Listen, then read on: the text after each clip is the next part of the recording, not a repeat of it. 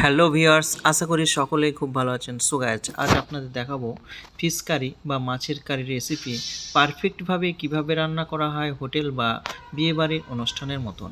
তো so guys, আজকের রেসিপিটি সম্পূর্ণ দেখবেন, যাতে আপনি একবার দেখার পরেই বারবার এইভাবেই আপনি বাড়িতে অনায়াসে তৈরি করবেন সুন্দর এই মাছের রেসিপি।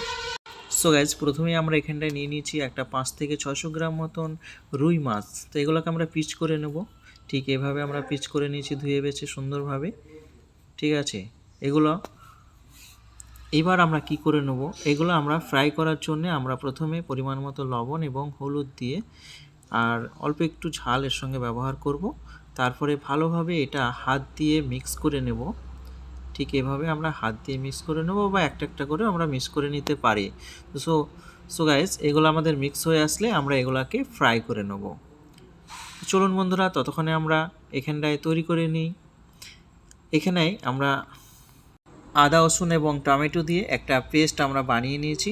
তো সো গাইস, প্রথমে আমরা এখানটায় 1 থেকে 1.5টা পেঁয়াজ আমরা কেটে দেওয়ার পরে ছোট করে, তারপরে পেঁয়াজটা একটু হালকা একটু লালচে হয়ে আসলে তারপরে আমরা যে একটা মিক্সচারের যে পেস্ট তৈরি করেছি, পেঁয়াজ রসুন আদা আর হচ্ছে টমেটো, এই পেস্টটা আমরা দেওয়ার পরে এবার আমরা পরিমাণ মতো মশলা এখানে দিয়ে দেবো। মশলা দেওয়ার জন্যে এখানটায় আমরা হলুদ, ঝাল, জিরে গোটা, তারপরে হচ্ছে পরিমাণ মতো লবণ আমরা এখানটায় দিয়ে নিয়েছি। সবগুলো মশলা একসঙ্গে দেওয়ার পরে ঠিক এভাবে আমাদের হয়ে আসবে। আর একটু কালারের জন্য আমরা কাশ্মীরি লঙ্কা এখানটায় দিয়েছি। সো গাইজ, ঠিক আমরা যে গ্রাভিটি তৈরি করব বা ঝোল তৈরি করব, ঠিক এভাবে হয়ে আসবে সুন্দরভাবে। এটাই তৈরি করে নিতে হবে। ব্যাস, এটা তৈরি হওয়া কমপ্লিট হয়ে আসলে, ঠিক ফুটে আসলে, তখন আমরা যে মাছগুলো আমরা ফ্রাই করে রেখেছিলাম বা ভেজে রেখেছিলাম, সেগুলো এবার আমরা একটা একটা করে এর মধ্যে দিয়ে দেব। তো ফাইনালি ঠিক এভাবে আমরা একটা একটা করে ছেড়ে দেবো। তো মনে রাখতে হবে, বেশি কিন্তু আমরা এখানটায় গ্রাভি বা ঝোল তৈরি করব না।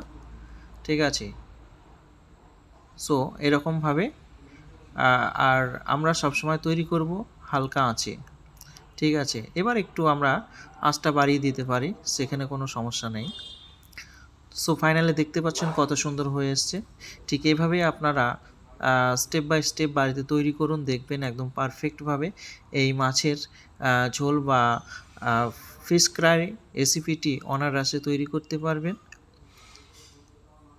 তো আমার চ্যানেলে নতুন হয়ে থাকলে অবশ্যই চ্যানেলটি সাবস্ক্রাইব করে সঙ্গে থাকবেন, যাতে সবার আগে আমার ভিডিওটি আপনি পেয়ে যান। তার জন্য নোটিফিকেশনটা বেল আইকনটি বাজিয়ে রাখবেন। ওকে, তো ফাইনালি দেখতে পাচ্ছেন কত চমৎকার হয়ে এসছে। আপনারাও ঠিক এভাবে বাড়িতে তৈরি করুন আর বাড়ির সবাইকে খাইয়ে দেন এই মাছের রেসিপি। তো বন্ধুরা, আবার একটি নতুন ভিডিও নিয়ে দেখা হবে। ততক্ষণের জন্য সুস্থ থাকুন।